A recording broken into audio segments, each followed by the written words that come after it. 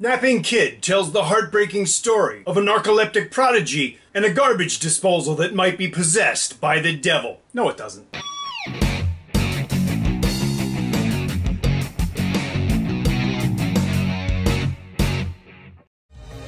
但係幾時做啊？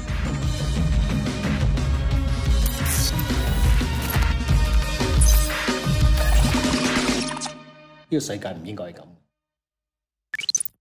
Hi, welcome to the Silver Spleen. My name is John Bennett Ramsey, and this is my review of Napping Kid. Amos Y directed one of my favorite films of 2014, Dot to Dot. It was a really interesting film for a lot of reasons, and it's a film I always encourage people to see, as long as you pay for it. 4 years later, Amos Y returns with Napping Kid, a film that lives up to his namesake.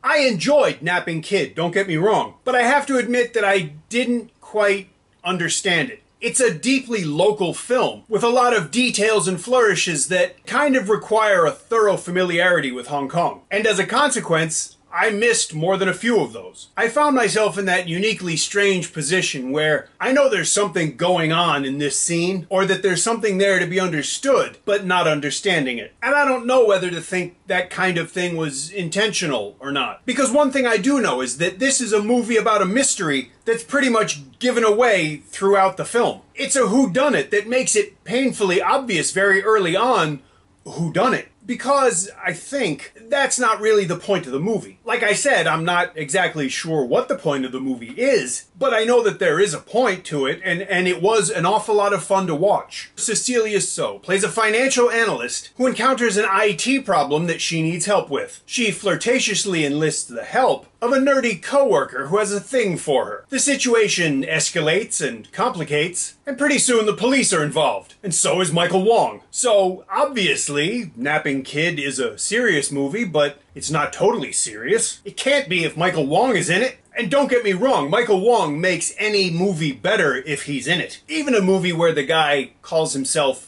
K-Kidnapper. But like I said, this movie's not supposed to be totally serious. And it's still exponentially better than L-Storm or Europe Raiders. So let's just move on. Very little of this movie makes traditional narrative sense, and there are plot holes and logical shortcomings big enough that you'd need stomach staples to fix them. But so what? The real joy of Napping Kid is in the watching. The cast, while not filled with A-list stars, is still a lot of fun to watch interact. There's a chemistry here that you just don't really get with blockbusters. Like I said earlier, there are things going on in this movie, in terms of language and references, that require a lot of local knowledge, and I honestly don't have anywhere near enough to get all of them. But I did appreciate just how real it makes the movie seem. A lot of the jokes or sly nods to real events kept me very entertained, and even I got enough of the jokes and references to really appreciate them. So many of the cast members were memorable in their roles that I almost feel bad singling anybody out or leaving anybody out, but I'm gonna do it. Eric Kotman-Fai was relatively subdued, but still very watchable. Ning Chan's role as a police officer was convincing, mostly because of how real she made the character. It's not easy to flesh out a character in the span of,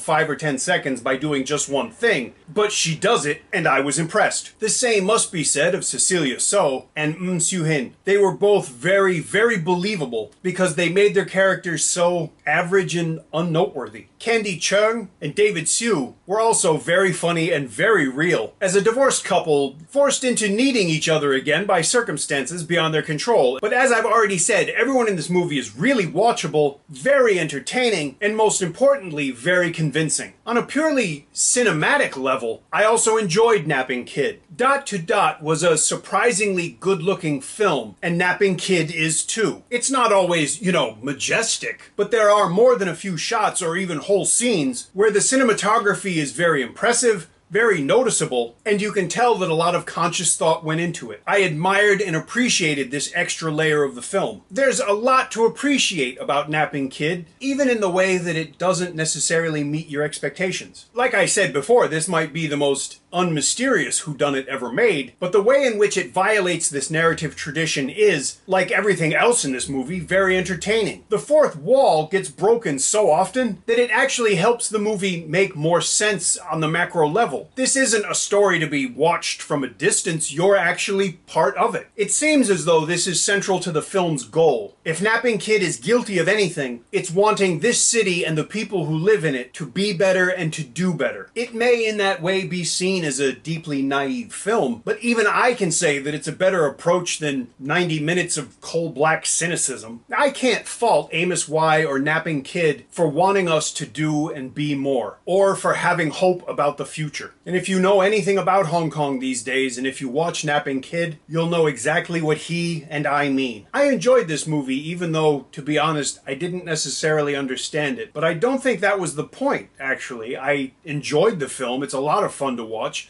And I actually want to see it at least once more, just for the experience, not even to make sense of it. So if you get a chance to watch this movie, please do it. Go see it in the cinema. It's a lot of fun to watch on a big screen, and there's a lot of great performances and a lot of references, and it's a very thought-provoking film. If you don't get a chance to do that, wait till you can rent or buy a copy, because you shouldn't steal movies. And as long as we're talking about money, please click on my Patreon page and give me a little money, because I need it, okay? Is that so much to ask? I mean, I seriously hope it isn't, but some people are going to say it is. But then again, you know, it's a little thing. If you enjoyed my review, please let me know. And if you didn't, let me know. Thank you for watching. I'll see you again soon.